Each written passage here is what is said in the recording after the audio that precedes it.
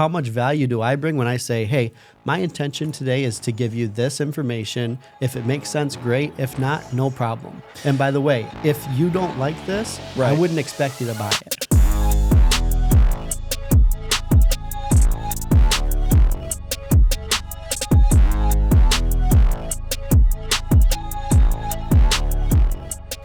Okay, and we are back. Hello and welcome to the MC Fortune podcast. I'm Zach Martin. I am joined here by my buddy, business partner, and friend, dude. But buddy and friend are two different things sometimes. That's right. How's it going? Good, man. Good. Dude, this is episode number 4 for us. So this is kind of like a series of us kind of just explaining any knowledge that we can. We don't come off to be experts in any way. I mean, we can share with you what we know through experience and what we've learned. But we are by no means gurus or anything like that. We can tell you what works for us and what doesn't work for us. We're not here to pretend that we're the end all be all and we know everything. But we can provide some value because we've had success. And, we've been on a cool journey here. I know I've mentioned this before, but you and I quit our jobs September 1st of 2023, and since then, man, it's been a roller coaster, but it's been good. Entrepreneurship it's tough, it's fun, it's an emotional roller coaster in a lot of ways. And so one thing I wanted to talk about too, man, is like for us in any business, when you get started, you absolutely need to have some goals set for yourself. You need to make sure that you're writing them down, keeping them top of mind. And some of our goals are really to expand on the social media and some of these platforms. And the biggest thing for that is we believe in the power of collaborating over just competing. We don't need to move through a brick wall when we can go around and get a lot more together. And so sharing our story, being available for people, being open to connect and being responsive, those are some huge goals for us.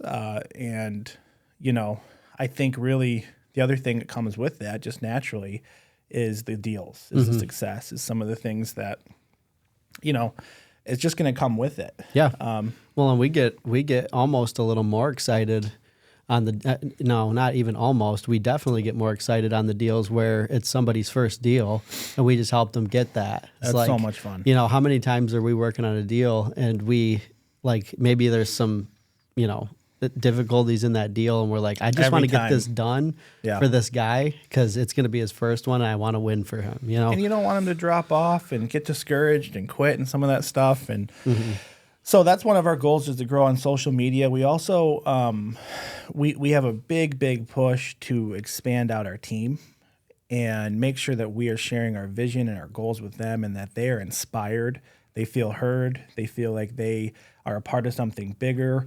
And we want people to love working with us, not for us, with us, because, you and I didn't have the best experience starting out working for other people. And so we really want to be just kind of down into the relationship side of our people. We want to pour into them and make sure they know that we're there for them. And so that's going to be a huge goal. So stay tuned for it, guys. This year is going to be a huge year. We're extremely confident we're going to reach our goals, but we do this with the utmost love and respect and just care for people. And that's where this is coming from. Yeah, absolutely. So, man, what I wanted to talk about today is I wanted to get a little bit more broad, because we have to understand that there's fundamentals in sales, business, entrepreneurship, success. Like I said, it's an emotional roller coaster. It's tough, man. It's so tough. Like when you're starting off, it's tough. So let's talk a little bit about some of the fundamentals today. Let's go through like what we need to go through for some people to understand this. Right. So talk to me about some of the basic fundamentals. Yeah. So we were just talking a lot this last week about how our fundamentals are so big for us in our business, but you don't have to be in the wholesaling or the real estate business to benefit from these fundamentals. In fact, if you're going to be in business for yourself and you're going to be the guy that is in control of your ship, you're going to want to know these fundamentals. And so what are these fundamentals? They're sales, communication, staying motivated, right? All these different things. And so we wanted to dig into that because if you're not in this business, or maybe you're thinking about getting in this business, or you're in another business, you need to first start with, well, what's my foundation? Right? Absolutely. And there's a guy, I wanted to say this really quick. It's not about coming into sales and thinking, you know what, I don't have the gift of the gab. You ever heard anyone say that? Yeah. And I had a guy when I started, man, he said, I could sell ice to an Eskimo. And that guy fell out, Right. by the way. Right. That's not what it's about. No. Sales isn't about imposing your will on people. It's not about being a slime ball. It's not about being disingenuous, forcing things on someone. Right. And one guy I really enjoy listening to a lot because is Jeremy Lee Minor. Because what he talks about is working with human behavior and not against it. And here's the deal. A lot of the stuff out there that's kind of earlier on is really focused around like tactics that work against human behavior. It really does. So we want to talk about kind of a lot of the fundamentals, but we're going to put our twist on it based on what we know and we understand. And trust me, we've seen a lot of the information out there that talks about, you know, it's just a numbers game. It's just about how many doors you can knock and how many calls you can make. And it's really not just about that. There's a lot of other things that go into it. So yeah, man, I really wanted to go into some of that. And the big thing with sales, what do you think is more important, by the way? Do you think it's important to get known more, or do you think it's more important to be the guy that's just the best sales guy? Right. I mean, yeah, like a couple of years ago, if you asked me that, I'd say the sales, right? Absolutely. Because if you can close a deal, you're in good shape. But the problem is you could be the best closer in the world, but if you're not known, who are you talking to? So the thing is, like, marketing, Grant Cardone says this, but marketing is senior to sales. And the reason for that is that if you're not known, if you're not getting the people that want to come to you, you're having to go to them. And now you're having to basically cold call and all these things. But guess what cold calling is? Cold calling is marketing. Even if you're a good sales guy, you're taking 80% of your time marketing and 20% of your time actually selling. What if you could flip that? What if it's 80% of your time is spent on the phone with people that reached out, or people that are already interested or somewhat want to know about that, or have a problem already that you know you can solve, and 20% of it is the marketing side, right? So it's really crazy. But I wanted to talk about when we say, you know, the law of averages, and it's a numbers game, make a lot of phone calls, make a lot of just have a lot of conversations. I am not going to tell you that that's not important. That's not what I'm here to do. I've been on the flip side of that. I can tell you guys a quick story here about when I worked in insurance. When I first started out working for a State Farm is what I worked for. And my impression of what I was looking on YouTube and finding, because I had no sales training, I didn't learn any of this stuff, is that it was really mostly just about having a lot of conversations and just making the phone call and writing down. I was making 110 calls a day. I was doing a lot of work, and I was consistent with that. But I couldn't close the front door. Right. Literally. I sucked in so many different areas where if I would have had the skill set and the tactical knowledge of, oh, this is what's going on, this is what this means, this is what I do here, this is how I get this is how I follow up, I would have just closed a lot more business, and I wouldn't have spent so much time banging my head against the wall and almost getting let go. You'd have made 20% of those calls and done way better. It just would have been better, right? Yeah. And I wouldn't have wasted my time on opportunities that weren't opportunities, right? I would have known some of that stuff. So I wanted to talk about the quality of your skills, right? Like you need to think about quality over quantity, and quality comes down to the skill sets that you develop and have. Tony Robbins talks about this, but he says literally one of the quickest ways to do that is with immersion, right? Get around people that can help you and you'll get there. So one thing you always have to understand when you're coming into a conversation is, do you have the ability to help this person? And before you go into pitching them something and offering a solution that you don't even know you can solve, you need to learn how to listen, ask questions, take a genuine interest, Right. and pivot based on what they're saying. Yeah. Because I think a lot of salespeople, they go into like so much, what can I say to them? What can I say to them? What can I say to them? Versus this should be, you should be structuring so that probably 80% of the conversation should be them talking. And the way to do that is by asking good questions. You have to open them up, right? And one of the things that we do when we call like a buyer, for example, it's a cold call. I mean, it just is. A cold call is really, you're reaching out to someone that didn't expect you to call them and never expressed interest in what you're offering or doing. And they don't know you. They don't know you. Yep. That's okay. So one of the easiest ways to get past that, and a lot of people don't do this, they'll go ring, ring, and they'll start going right into their thing. And it's like, dude, you have like 4 seconds. Yeah. So what I really like that we do, and I know a lot of top performers do this, you need to get into agreement with them right away and take their guard down. Yeah. And one of the easiest ways to say that is call out the elephant in the room. Yeah. How do we do that? Yep. Hey, I know you don't know me. Exactly. I know you don't know this number. And by the way, I know you probably weren't expecting to talk to a stranger. Dude, this is today. a cold call. Yeah. Like flat out tell them. Yeah. I'm not someone you know, and I honestly don't even know you. I looked you up. This is a cold call, but before you hang up on me, I think I saw that you were buying properties in this area. Okay, what that did, just for everyone listening to this, is that took their guard down. Right. Because what they were thinking to do when they got on that call is, I don't know this person, and how quickly can I get off the call? Yeah. So you have to get around that. Anyone in sales can use this, by the way. It's like, and they should. Like, think about, everybody knows this deal, right? You know, you go into Costco or Sam's Club, and there's the guy selling cell phones or whatever, right?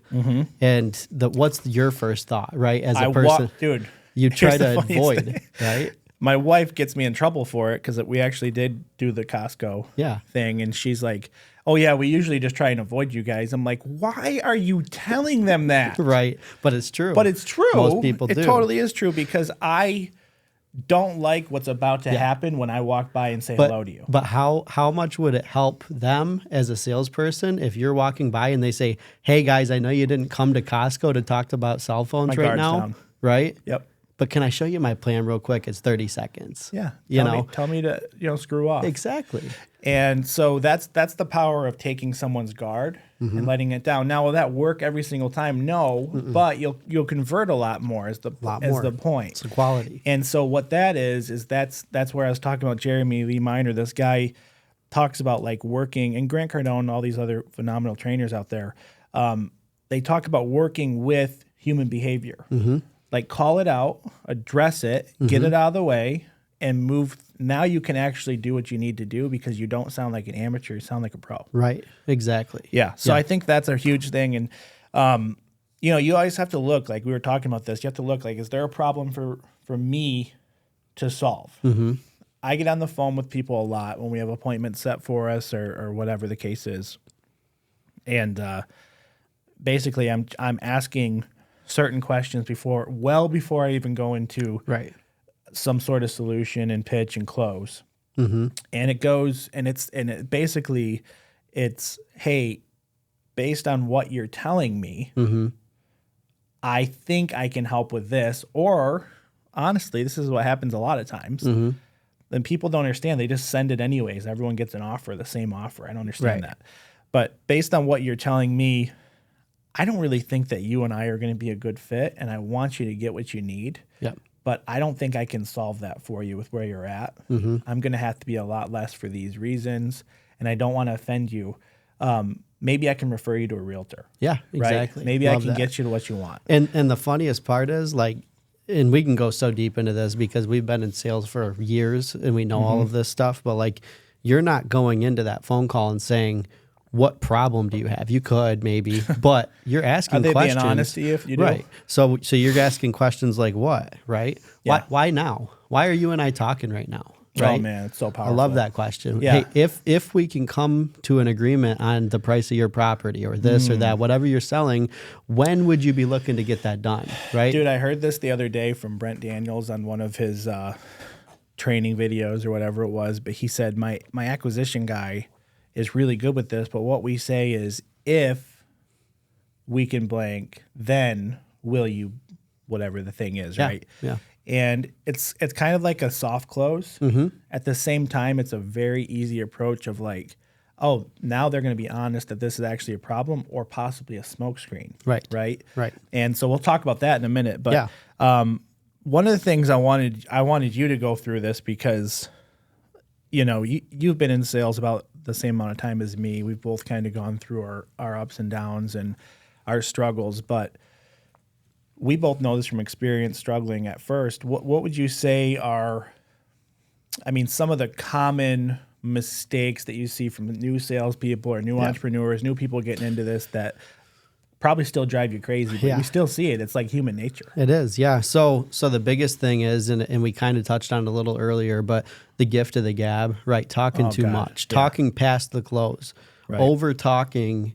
And like, really, you need to be listening. You need to be asking questions, having them take you down a trail that should lead to the sale. And a professional salesperson, I heard Grant Cardone say this, and I'll never forget it because it's so funny, and we see it with a lot of people.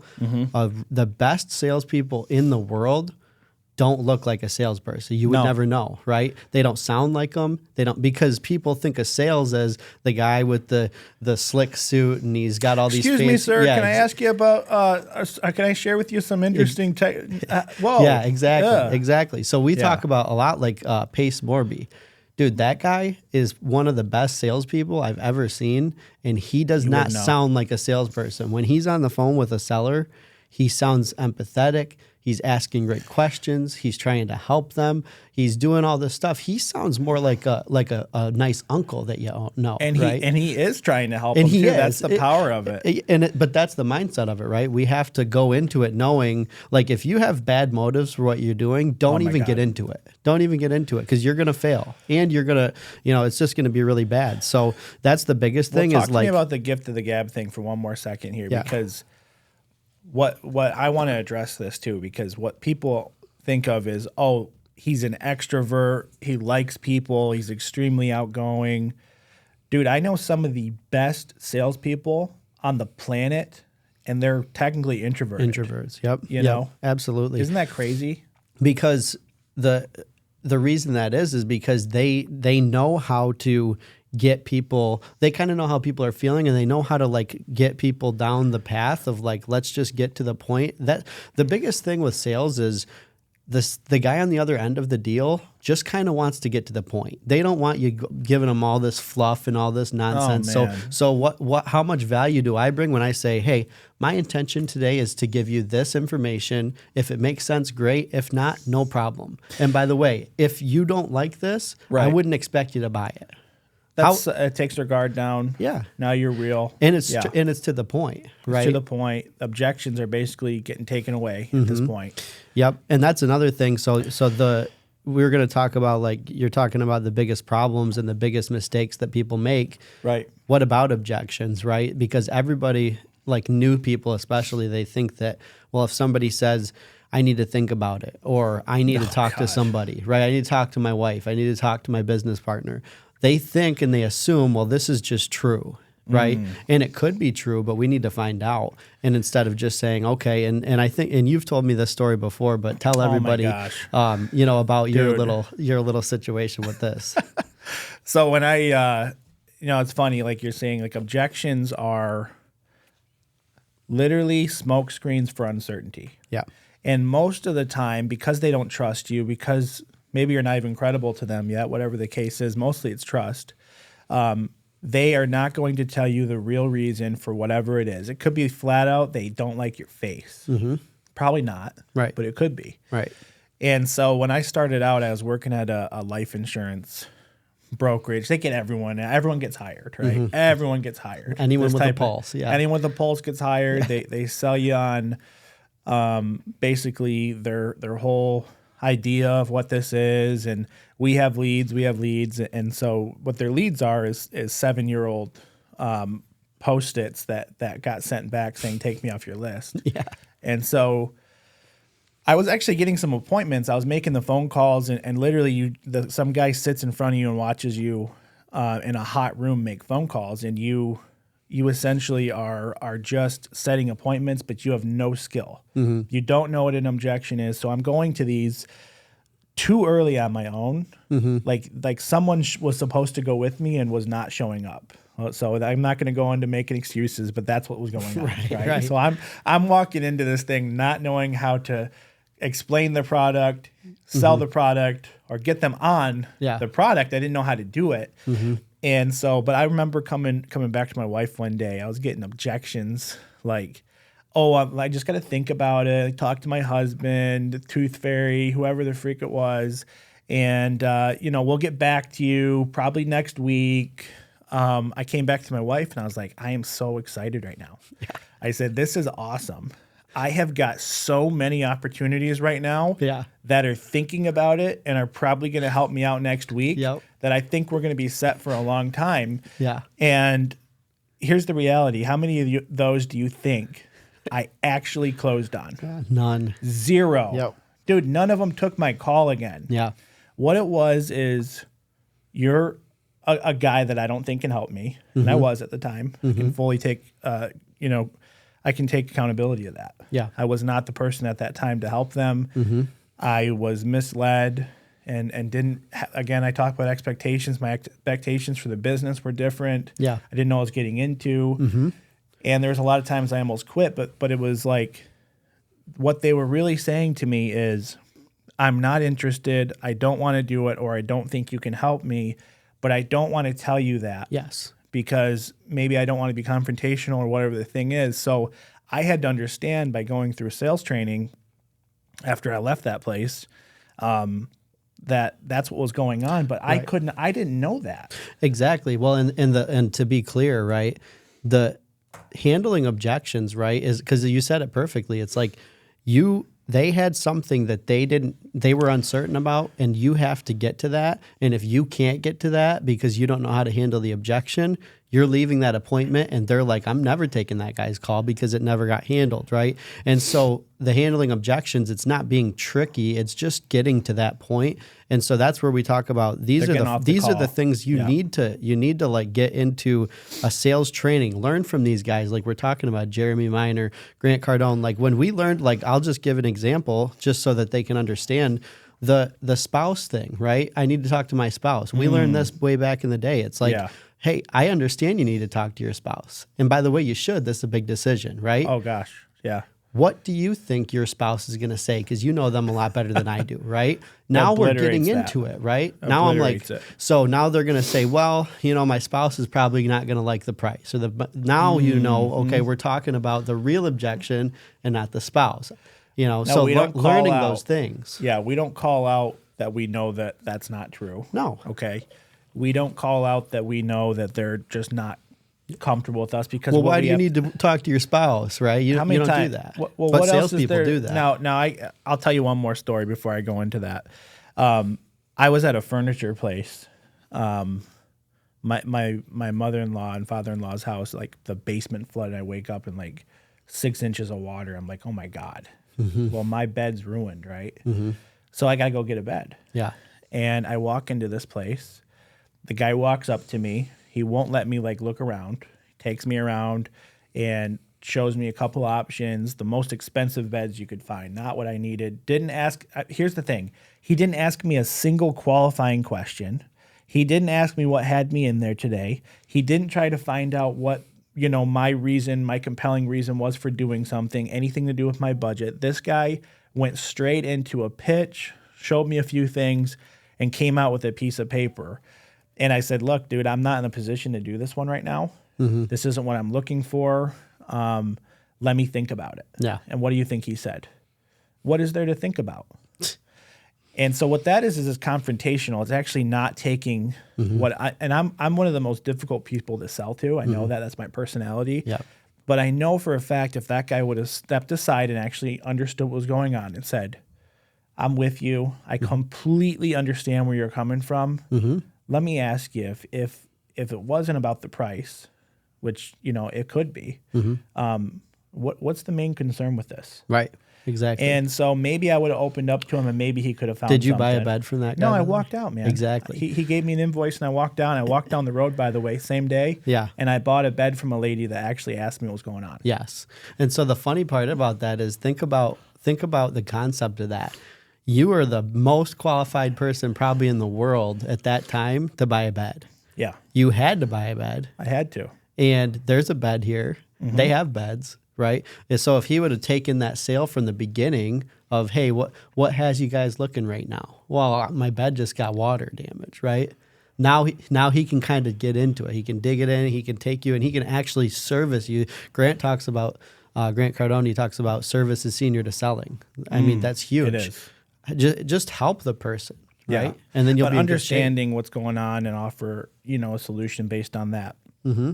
Now, as far as like the objection that you were talking about with the spouse and going through that, we learned how to handle that because it's so true. We're like, how we have to think in our own head, how would I want to be approached with that? Yeah. If I gave them that objection, and would I feel comfortable answering with something that's going to value them back? Yes. And if the answer is no, then I'm not using it. Not going to use it. But I did not feel that way with a lot of these things, right? Right. If someone said, "Hey," the most common thing is, "Hey, I got to think about it," right? Mm-hmm. And I got to think about it is most likely I'm not going to do it for reasons that I don't want to share with you because I don't necessarily trust you yet, or I just don't want to tell you no. Mm-hmm. And when someone says I have to think about it, you have to go into immediately, I need to disarm them, agree with them, and ask basically in a roundabout way what the real objection is and see if it's handleable. Yeah. Not every objection is handleable. No. You know what I mean? Like it doesn't mean that you're going to win every sale. Right. It means that you got to figure out what the real thing is. So, and that's where I was kind of getting into that earlier with like, it's not trying to be sneaky. It's not trying to be tricky, but what it is you might have a solution that they're not certain about, right? So when they say, I have to think about it, and you say, great, you should think about it. And by the way, I'd love you to. Okay. Usually people are thinking about a couple things. They're either thinking about this, or this, right? You give them a couple options. Yeah. Well, what happens is what if this happens? Well, the bed's $3,000. I can't afford the bed right now. I'm going to tell you I can't afford it. No problem, sir. Wouldn't expect you to afford that. We actually have payment plans. Now right? Now he'd solved the problem you didn't know was a solution. You're buying a bed, but if he'd never asked that, he'd have never got to it. Yeah, actually, that's a great thing. I actually bought it's in my office right now, that sectional couch. Mm-hmm. One of the coolest guys, right? He was just like, he approached me right. He showed me the furniture. He took me exactly where I wanted to go. Mm-hmm. He kind of asked what I was thinking. I was like, I don't know, man, cheapest I can get, right? Which wasn't necessarily true, but I didn't know if I could trust the guy. But anyways, we got to this couch, and he's like, you know what? What I would do if I was you, because he understood who I was, is I would break this up into a payment plan. Mm-hmm. And this is exactly how it would work. Now, if that works for you, I can get you signed up. If not, we don't have to worry about that. We can keep looking. And I was like, dude, I didn't even know that was an option. Let's do that. Exactly. And he signed me up right away because he took away a future objection I think he probably could sense was coming up. Right. And he handled it already early enough because of his understanding of the sales process. And because he asked you the right questions in the beginning to pull out of you, you're like, dude, take me to the cheapest couch you got, right? And this guy doesn't have a lot of funds on him. Right. Or he doesn't want to spend it if or he does. Doesn't care to, or maybe he's just not going to be honest with me. Let me see. Mm-hmm. And let me feel that out, because what I could have said is, no, I'll just pay cash. Yeah, exactly. Right? And either way, he wins. Right. And I win. Yeah. One thing, too, is like, I was telling you when I first started out, I did not even know how to approach this in a way I was comfortable. Mm-hmm.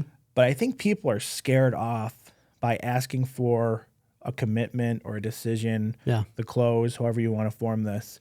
And so I know when you were selling commercial insurance like that, I mean, we're talking 15, 20, 50 grand a policy. Yeah.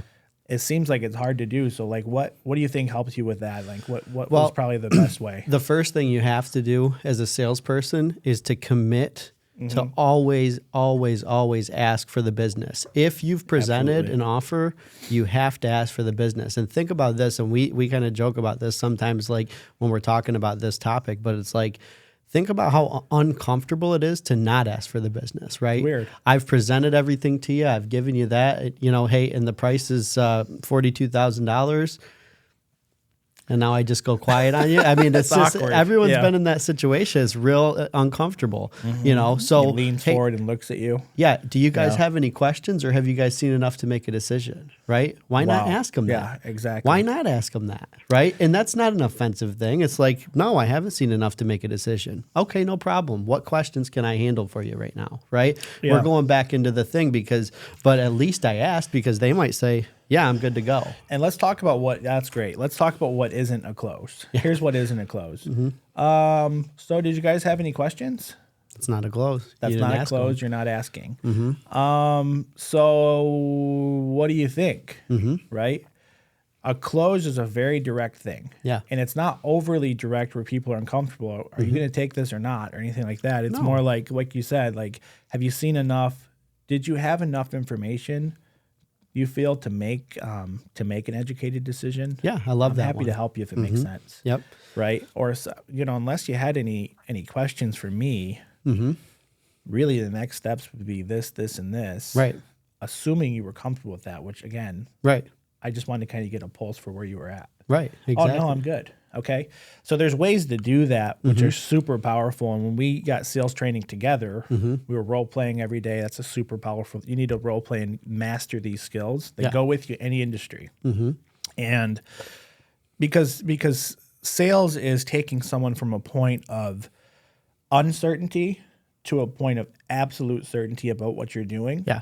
And you want them to feel like after that's done, they feel like they won the lottery. Exactly. That's I heard this. I can't even remember who said it. I wish I could give it, but they said sales is just like when it's done properly, not sleazy. We're talking about what we're doing, which is real sales. Good sales stuff. Good salespeople are just getting the prospect out of their own way. That's what they're doing, right? Yeah. You should feel empowered and grateful when you swipe that card.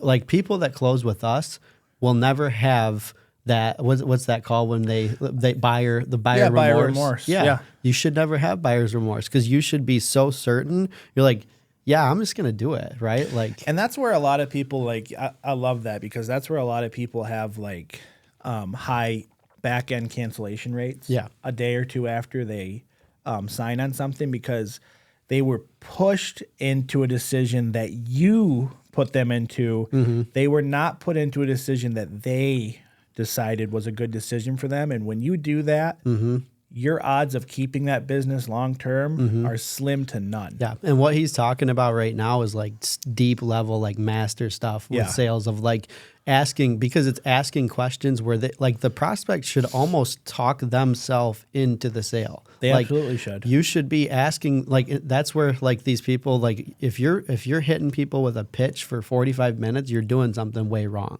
Yeah. You should be asking mostly questions. Oh my gosh. Yeah. And getting them saying, like, yeah, so like how many times can we get somebody to a point where they're like, so what do I do to get this done? Right? Like, they're asking you to stop close. me halfway through what I'm doing and saying, dude, look, I like you. You're good. You obviously know what you're doing. What do we need to do? I'm kind of busy. Yeah. I'm with you, man. Here's all we got to do, right? Yep. And so, but that comes from experience and a lot of reps and just having a lot of conversations. And I wanted to talk about the importance, and I know I've touched on this in other podcasts, but it's so important. It doesn't matter, again, what you're doing, what business it is.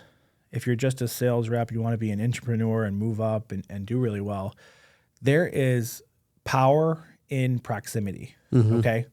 And so what I mean is you need to get immersed around those people, either in your company, outside of your company, people that you know are doing really well. You need to get yourself around them so that you start to basically, I mean, there's studies out there that literally just being in the same room within 25 feet increases your confidence level, and it actually increases your hit ratio. Because when you're confident and certain, and you've talked about this before, the person the most certain wins, right? Yeah.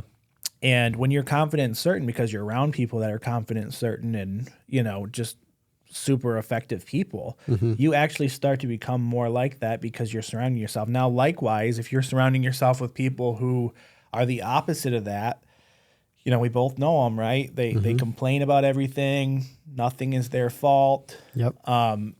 You have to take extreme ownership and accountability for everything, even if we just dealt with this, even if it's literally not your fault. Yeah. You have to take ownership and accountability. So I wanted to talk about the power in getting around people. And I was going to say, because I know you're going to touch on this a little bit, but if you're in the right vehicle, when I say vehicle, I mean, let's say you're in a good job, you're going to stay there a long time, but you're not in proximity of people. You're maybe the biggest winner there, but you need to. How else can you get in proximity with people other than you don't have anybody by you, right? We can get into the books, that sort of stuff, right? Yeah. You just heard us several times in this podcast alone quote different people that we listen to and study. Yeah, no, man. I mean, everything that I am as far as a business owner and an entrepreneur and a sales guy has come completely off of other people's knowledge. I do not claim to know all this stuff, but I'll tell you what I do. When I first got started, this is why you and I linked up really good, because we both understood how important this was. And but I'll tell you guys a quick story. So when I was working at State Farm, I was making a lot of phone calls, and I was just struggling. It just wasn't going well. And I remember getting sat down by the guy that owned the agency, a super nice guy, but he basically said, look, other owners would have to either let you go or structure you in a way where you're out of sales. That's what he said to me. I'm like, my gosh, I can't figure out what I'm doing wrong. And I remember on my lunch break, I called my wife. I'm like, should I just quit? Should I just give up? Should I just this is certain people are good at this. I'm not one of them. I don't know how to do this. And, she encouraged me to prove them wrong, which is exactly what I went and did. But I'll never forget, I looked on YouTube and I found Grant Cardone. There's a Young Hustlers podcast. And he was actually going through the importance of sales training, how no one is a born salesperson. It's learned, it's teachable, it's something that you have to become through practice and engaging with the right people. And I remember watching that, and I came back the next day with just this sense of confidence and pride about what I do. And that next month, I tripled what I was doing, right? And the rest of the time I was there, I never struggled, never had to have that conversation again. The guy actually apologized to me and wanted to keep me there.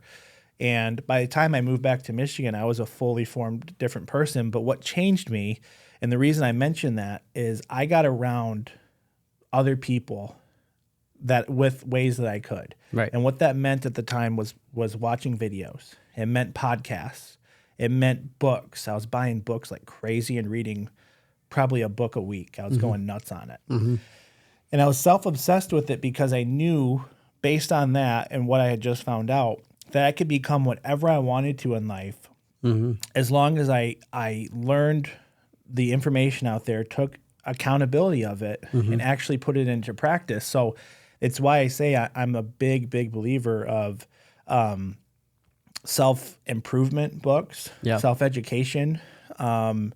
Really, it's just betterment of yourself and whatever that is. But a lot of it was sales, entrepreneurship. And how many times do you come over or you call me in the morning before we structure our day, and I'm like, dude, I got to tell you about what I read. Right, exactly. You know what I mean? Yeah, man, and that's how we that was all way before you and I had met.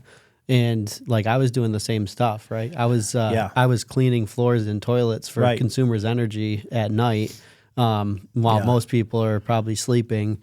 And I was 19, 20. And and most people in that situation, they're not trying to better themselves, but I'm listening to these Grant Cardone sales podcasts and digging into it. And I'm like, I can't wait to get out of this job and get into something where I can be a winner, Yeah, I remember actually when I first bumped into you. Now, we worked at the same place, but we didn't do the same thing. We weren't in the same department, so we didn't see each other that much. You're more an outside guy. I was an inside sales guy.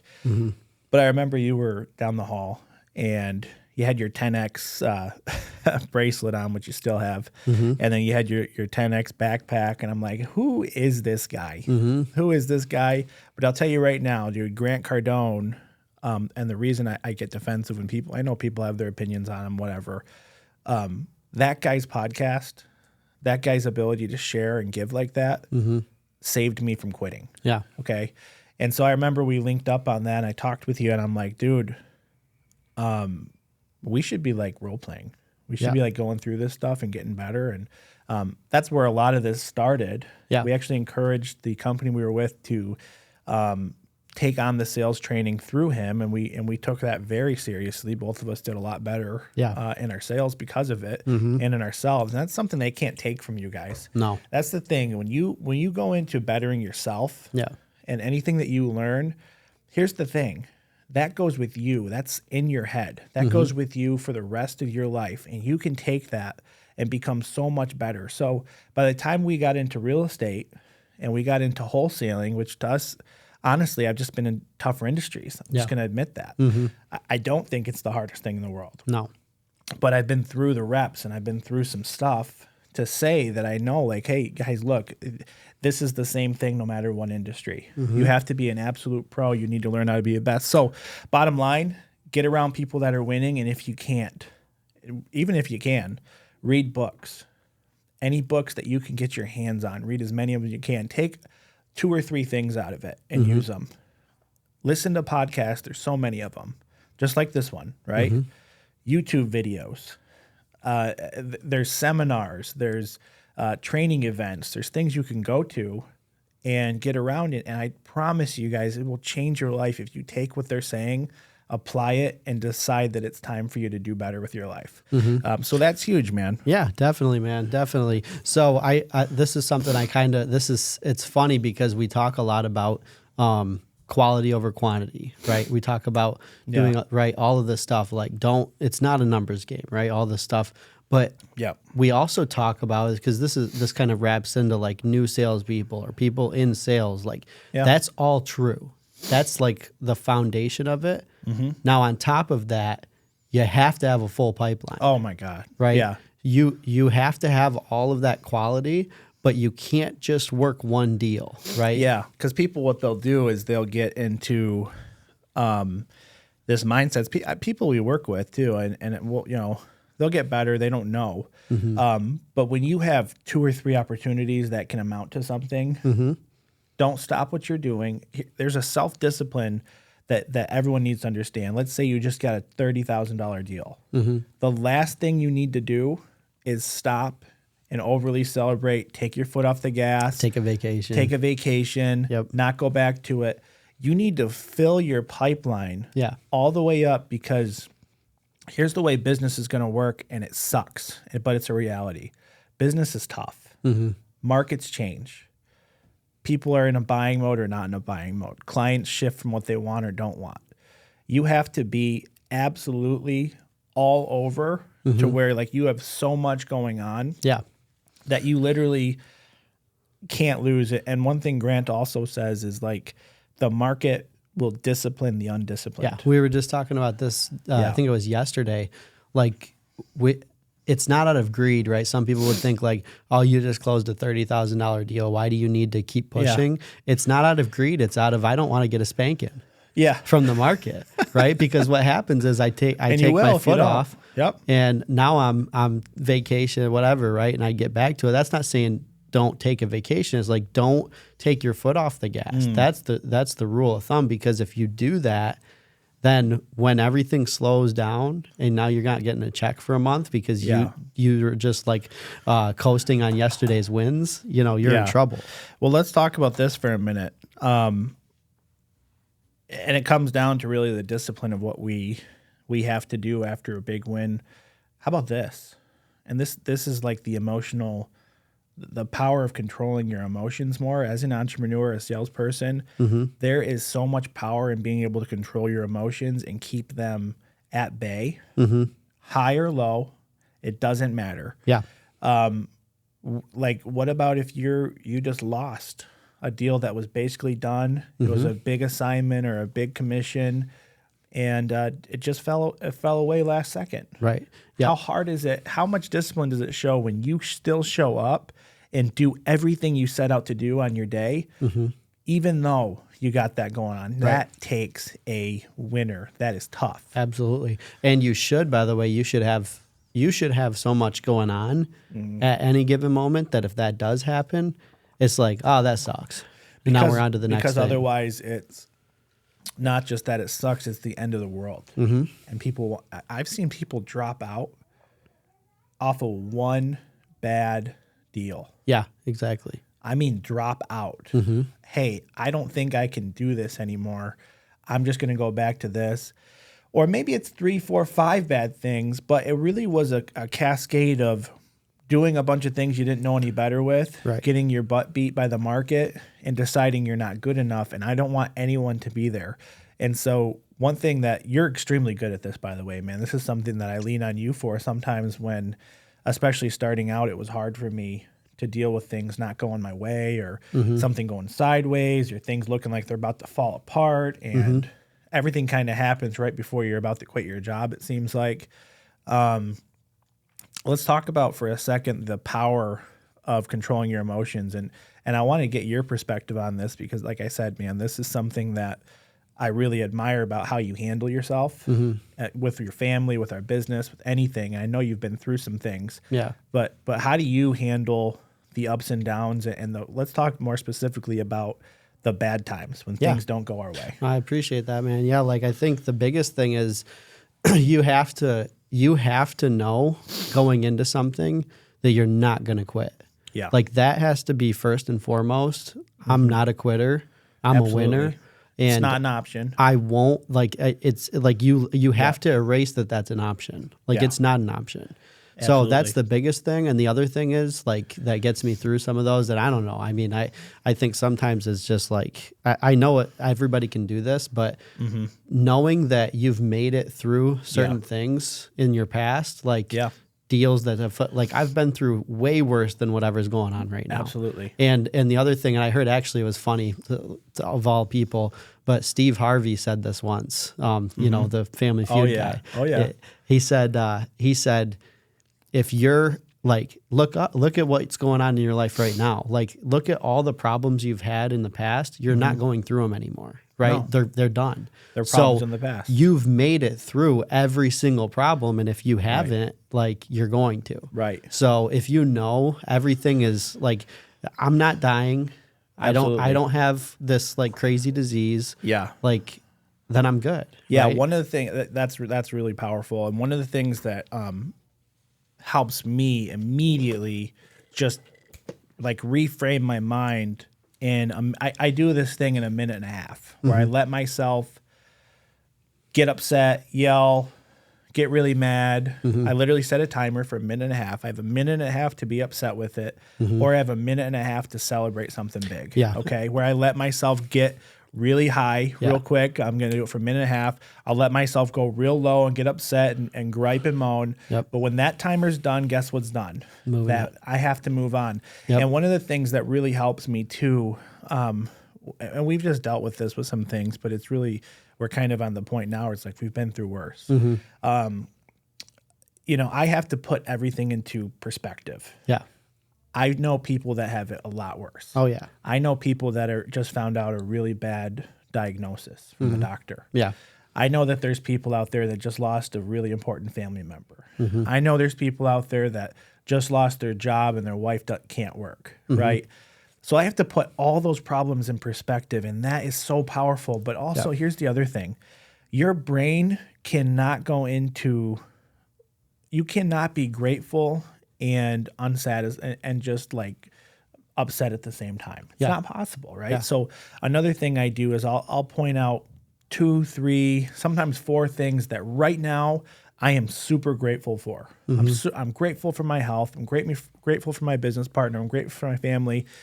I'm grateful for what I have, the things that I already have that God's given me.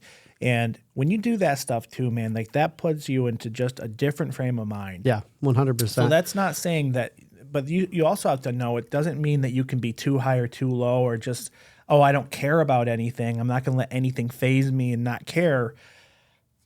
It's not about not caring. It's about how to control it. Mm-hmm. And I'm going to say too, just to, you used to have such a hard time with things going wrong. And you've been like the last, I don't know, probably 6 months, you've been tremendous with it. It's like you're dealing with, last week you just dealt with a really hard thing in our business. The whole time you're in Florida, you're trying to enjoy yourself there. And you're dealing with this problem that's just like, it's not the end of the world, but it's not fun to deal with. And the whole time, I know you held it together, you kept your composure, and you were probably not happy about it. But what you did was you let yourself get upset for a minute. Exactly. Now what are we going to do to solve it? Absolutely. And I appreciate that. But one thing I had to do, like when I was first really struggling with this, is I had to look for advice. I always do this. Every time I'm having a big problem, I look for advice from people who already know the answers to it. And guess what? Several people knew the answers to it. I read a book. I did some other things. And I just knew, okay, here's what I'm going to do to handle this right now. I am upset with it. I'm not happy about it. I'm going to give myself a minute or two, and then it's over. I'm on to the next thing. And I have to mentally detach from it, but not say I don't care, because I have a business partner, I have a family, I have people that depend on me. I care. I'm here for it. But right now, my emotions need to stay level because I have to move forward, and I have people that depend on me. So that's just a powerful thing that people need to learn. And some people it comes more naturally. I think for you it came more naturally than me, obviously. That's why I think it's almost better for you, like the way you explained it. Yeah. Because I kind of don't know why. Like I You're do just now, that guy. But it's like it just kind of happened for me. For me, I had to literally learn that skill and develop it. You had that skill because I think you've just been on your own and had to deal with a lot of things, and you just learned how to deal with it. Like naturally. I haven't been exactly in that same situation. So, and people, you'll learn this stuff. I mean, and this is where I say get around people that care and can help you, because they will talk it through with you. And what about this, man? I'm just thinking about this right now.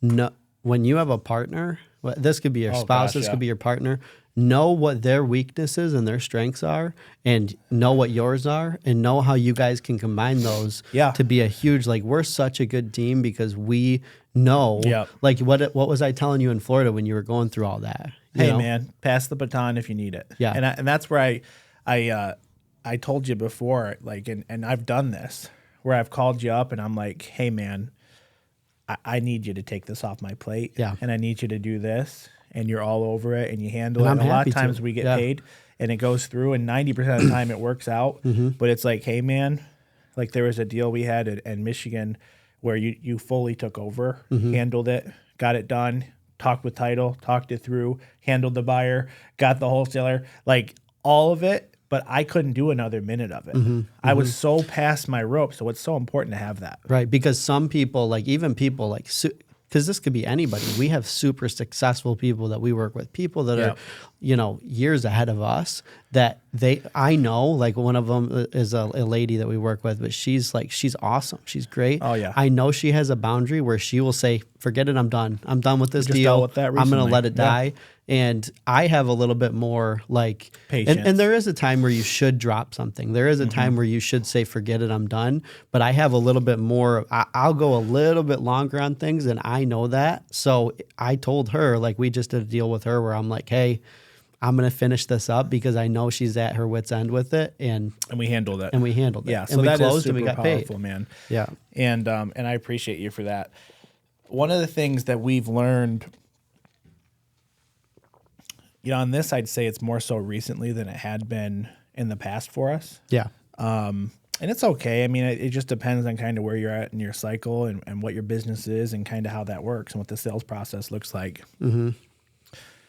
But there's a lot of power, and this goes into like closing more opportunities and having a higher hit ratio. You need to learn how to negotiate and create urgency. Yeah. And so I want to just touch on that before we end here, because recently that's been something you and I will talk on the phone and say, dude, we got to like be solid at this. We got to know what's going on. We got to read between the lines. We got to react like this. We have to take these steps. And it's the only way that we're going to be able to close more of these quicker or blow the deal and walk away on our terms. Right. And so I wanted to talk about the whole blow the deal and walk away on your terms thing. What I mean by that is if you have a firm number that you have to be at, because let's talk about real estate specifically for a second. I'm at a firm number. Mm-hmm. The market's going to allow me to do this. The market dictates buy price, by the way, not the seller. Mm-hmm. And so I have a certain number I can go to. Mm-hmm. I know that where it's going to be doable for people. Yeah. Well, if someone's not willing to come down on that, I can do one of two things. I can try and stretch it, and now I've got a headache and I might have to back out, or I can get it where I need to, know it's done, and do it right. And I would every single time rather get it done right and have them walk away on my terms quickly instead of drag it out and a lot of back and forth and headache, and you start to emotionally get attached to it, than not do that. Yeah. And we've learned that recently, like, hey, it's this price or I'm walking away, and I have till tomorrow to make a decision because I'm looking at a few. Mm-hmm. And that's where it comes into like the urgency thing. If people believe that there's no time limit on what you're offering, what your offer is, what you're expecting to do, all this stuff. I know certain time, businesses have different sales cycles. That's okay. But you still have to increase urgency, because you can take those sales cycles and shorten them. Again, on your terms. Yeah. And that makes sense for you. Mm-hmm. It's not being disrespectful. Mm-hmm. It's not being slimy. It's not any of that. Yeah. But talk to the audience about like some ways in which we create urgency, specifically on like a wholesale deal or like an investment real estate type thing. Yeah, absolutely. So the first thing, and we're talking all today about fundamentals and the foundations, right? So when you're talking about negotiating and creating urgency, first things first, you have to have the foundation of, I'm going to be the most certain one in this negotiation. Absolutely. I am going, it's my way or the highway. And by the way, this sounds a little harsh. We're not talking sales. Sales is hey, we're good, everything's good. Mm-hmm. But we're talking about the end of it, when we've all agreed that this is what we're doing, and especially in real estate, but we haven't closed, and now we have to come up with something. Now's when I need to go serious. I need to go, this is the deal. So number one, you have to have certainty, and you have to have what your non-negotiables are, which is, whatever that is, right, for your business. Price, timeline. Whatever it is. I'm going to make this much on this deal, so I won't deviate from that. I'm not going to. It's a bad business strategy. Yeah, because otherwise you're just making less on everything. So, but you said like for real estate, like our offers, well, the negotiable, like what we're going into for the negotiations and to create that urgency is, look, hey, I appreciate you taking that to them. Like, let's say this happens to us a lot. They say, okay, but we'll get back to you in a couple weeks on this. Yeah. Hey, I appreciate that. No problem. Right. We're going to sales a little bit. That's no problem. Always. I understand they need to think about it.